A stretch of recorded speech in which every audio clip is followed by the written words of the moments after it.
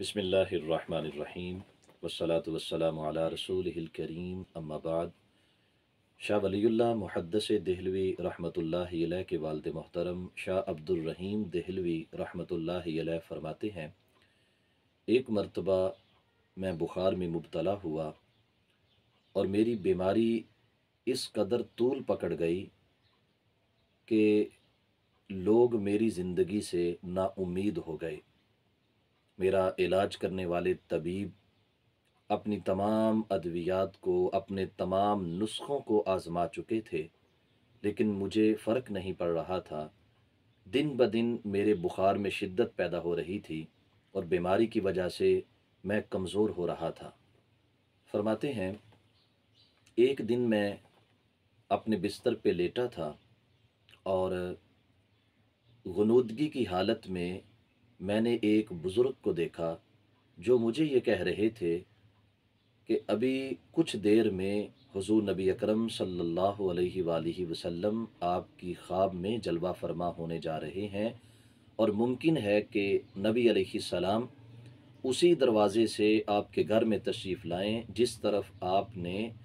اپنے قدم بچھا رکھے ہیں۔ تو فرماتے ہیں کہ میں بیدار ہوا اور میں نے اپنے اہل و عیال کو جو میرے پاس اس وقت موجود تھے ان سے کہا کہ میری چارپائی کو آپ دوسرے رخ میں کر دیں۔ تو میرے بچوں نے میری چارپائی کا رخ تبدیل کر دیا۔ ابھی کچھ لمحات گزرے تھے کہ مجھ پر نیند طاری ہو گئی، اور نیند میں امام الانبیاء حضرت محمد مصطفیٰ صلی اللہ علیہ وسلم جلوہ فرما ہوئے۔ نبی علیہ الصلاۃ والسلام اسی دروازے سے میری خواب میں تشریف لائے۔ جو منظر میں دیکھ رہا تھا، جس دروازے کی طرف میں نے پہلے اپنی ٹانگوں کو بچھایا ہوا تھا، اپنے پاؤں پھیلائے ہوئے تھے، تو پیارے آقا صلی اللہ علیہ وسلم تشریف لائے اور نبی علیہ الصلاۃ والسلام نے مجھے دیکھ کر کیا خوبصورت جملہ ارشاد فرمایا، ایسا تسکین آمیز جملہ، ایسا میٹھا اور ایسا پیارا جملہ، ایسا محبت بھرا جملہ کہ جس سے بیمار اٹھ کے کھڑے ہو جائیں۔ نحیف اور لاغر نبی علیہ السلام کے اس جملے کو سن کر تندرست اور توانا ہو جائیں۔ فرمایا، کیف حالک یا بنیا، اے میرے بیٹے آپ کیسے ہیں، آپ کی طبیعت کیسی ہے، آپ کا حال کیسا ہے۔ شاہ عبد الرحیم رحمۃ اللہ علیہ فرماتے ہیں کہ میرے آقا صلی اللہ علیہ وسلم کے اس جملے میں مٹھاس اتنی تھی، حلاوت اتنی تھی کہ میری آنکھوں سے آنسو چھلک پڑے۔ میں نبی علیہ صلاۃ والسلام کو کوئی جواب تو نہ دے پایا، لیکن میری آنکھوں سے جو آنسو بہہ رہے تھے وہ اس بات کی غمازی کر رہے تھے کہ میرے آقا صلی اللہ علیہ وسلم کے اس سوال نے میرے زخمی دل کے اوپر کتنا بہترین مرہم رکھا ہے، میری تکلیف کو کس قدر دور کر دیا ہے۔ پوچھا، اے میرے بیٹے آپ کا کیا حال ہے؟ تو حضرت شاہ عبد الرحیم فرماتے ہیں، پھر اس کے بعد نبی علیہ الصلاۃ والسلام نے کمال شفقت فرماتے ہوئے مجھے اپنی گود میں لے لیا۔ کس طرح؟ فرماتے ہیں کہ میرا سر میرے محبوب علیہ الصلاۃ والسلام کی داڑھی مبارک کو مس کر رہا تھا، اور میری آنکھوں سے جو آنسو بہہ رہے تھے وہ نبی علیہ الصلاۃ والسلام کی قمیض مبارک کے اوپر گر رہے تھے۔ اسی دوران پیارے آقا صلی اللہ علیہ وسلم اپنی شفقت کا، اپنی محبت کا اظہار فرما رہے تھے، میرے سر پہ اپنا ہاتھ پھیر رہے تھے۔ فرماتے ہیں، میرے دل میں یہ خیال پیدا ہوا کہ میں ایک مدت سے نبی علیہ الصلاۃ والسلام کے منہ مبارک کا طلبگار ہوں۔ میری یہ خواہش ہے کہ مجھے کہیں سے پیارے آقا صلی اللہ علیہ وسلم کے بال مبارک مل جائیں اور میں انہیں برکت کے لیے اپنے پاس رکھوں، لیکن مجھے کہیں سے دستیاب نہ ہو سکے تھے۔ تو عین اسی وقت جب میرے دل کے اندر یہ خیال پیدا ہوا کہ کاش مجھے بھی میرے آقا صلی اللہ علیہ وسلم کے منہ مبارک عنایت ہو جائیں، تو نبی علیہ الصلاۃ والسلام میرے دل کی اس کیفیت سے آگاہ ہو گئے۔ رب ذوالجلال نے ہمارے آقا صلی اللہ علیہ وسلم کو یہ کمال بخشا ہے کہ آپ علیہ الصلاۃ والسلام جس طرح لوگوں کے ظاہر کو دیکھ لیا کرتے تھے، اسی طرح لوگوں کی باطنی کیفیت کو، لوگوں کے خشوع اور خضوع کو، لوگوں کے دل کے احوال کو بھی جان لیا کرتے تھے۔ جیسے صحیح بخاری میں امام بخاری رحمہ اللہ نے کتاب الاذان کے اندر حدیث نمبر 741 حضرت ابو ہریرہ رضی اللہ تعالی عنہ سے روایت کی ہے کہ پیارے آقا صلی اللہ علیہ وسلم نے صحابہ کرام سے ارشاد فرمایا، حل ترون قبلتی ہا ہنا، اے میرے صحابہ کیا آپ یہ سمجھتے ہیں کہ میں اپنے آگے دیکھتا ہوں؟ یعنی حالت نماز میں جب میں امام بنتا ہوں اور تم میری اقتدا کے اندر صفیں باندھ کے میرے پیچھے کھڑے ہوتے ہو، تو کیا تم یہ سمجھتے ہو کہ میں اپنے آگے ہی دیکھتا ہوں؟ اب یہ سوال ایسا تھا کہ اس کا جواب میرے آقا صلی اللہ علیہ وسلم کے صحابہ جانتے تھے، لیکن تمام صحابہ خاموش رہے۔ کسی نے یہ نہیں کہا کہ اے نبی علیہ السلام آپ بھی تو ہماری طرح کے بشر ہیں، جس طرح ہماری دو آنکھیں آپ کی بھی دو آنکھیں ہیں، جس طرح ہماری آنکھیں آگے دیکھتی ہیں، ہم اپنے پیچھے دیکھنے یا اپنی گردن کو موڑے بغیر اپنے شمال اور جنوب میں بہتر انداز میں نہیں دیکھ سکتے، آپ بھی تو بالکل اسی طرح ہیں۔ لیکن صحابہ کرام رضوان اللہ علیہم اجمعین نے نبی علیہ الصلاۃ والسلام کے اس سوال پر خاموشی کا اظہار کیا۔ پھر نبی علیہ الصلاۃ والسلام نے خود فرمایا، واللہ ما اخفى علی رکوعکم ولا خشوعکم، خدا کی عزت کی قسم،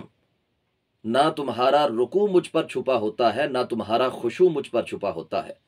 اب رکوع تو انسان کی ظاہری کیفیت کا نام ہے کہ انسان جب اپنے دونوں ہاتھوں کو اپنے دونوں گھٹنوں کے اوپر رکھتا ہے اور اپنی کمر کو جھکاتا ہے تو اس جھکنے کی کیفیت کو رکوع کا نام دیا گیا، جبکہ خشوع انسان کے دل کی کیفیت کا نام ہوتا ہے کہ اس کے دل میں خیالات کیسے ہیں، اس کے دل میں رب ذوالجلال کی یاد کتنی ہے، اس کے دل کے اندر اخلاص کتنا ہے، اس کے دل میں رب ذوالجلال کا خوف کتنا ہے۔ تو جو دل کی کیفیت ہے وہ خشوع کہلاتی ہے۔ تو نبی علیہ الصلاۃ والسلام نے ارشاد فرمایا کہ اے میرے صحابہ جب تم نماز میں آتے ہو، میرے پیچھے کھڑے ہوتے ہو، نہ تمہارا رکوع جو تمہاری ظاہری کیفیت ہے وہ مجھ پر پوشیدہ ہے، اور نہ تمہارا خشوع یعنی تمہاری باطنی کیفیت، تمہارے دل کی کیفیت مجھ پر پوشیدہ ہے۔ نبی علیہ الصلاۃ والسلام کو رب ذوالجلال نے یہ کمال بخشا، رب ذوالجلال نے نبی علیہ الصلاۃ والسلام کو یہ عظمت عطا فرمائی کہ آپ جس طرح اپنے آگے دیکھا کرتے تھے اسی طرح سرکار اپنے پیچھے دیکھ لیا کرتے تھے، جس طرح نبی علیہ السلام لوگوں کے ظاہر کو دیکھا کرتے تھے اسی طرح نبی علیہ الصلاۃ والسلام ان کی باطنی کیفیت کو بھی دیکھ لیا کرتے تھے۔ جیسے سیدنا عمر فاروق رضی اللہ تعالی عنہ نے ایک موقع پر یہ ارشاد فرمایا کہ اے لوگو، ہم تمہارے ظاہر پر فتویٰ لگائیں گے، ہم تمہیں جو کرتا ہوا دیکھیں گے اسی کے اوپر فتویٰ دیں گے، جو تمہارے دلوں میں ہے وہ ہم نہیں جانتے، اور دلوں کا حال جاننے والے امام الانبیاء حضرت محمد مصطفیٰ صلی اللہ علیہ وسلم تھے، ہم تو جو ظاہر دیکھیں گے اسی کے اوپر فتویٰ دیں گے۔ اب شاہ عبد الرحیم رحمۃ اللہ علیہ فرماتے ہیں کہ میرے دل کے اندر یہ خیال پیدا ہوا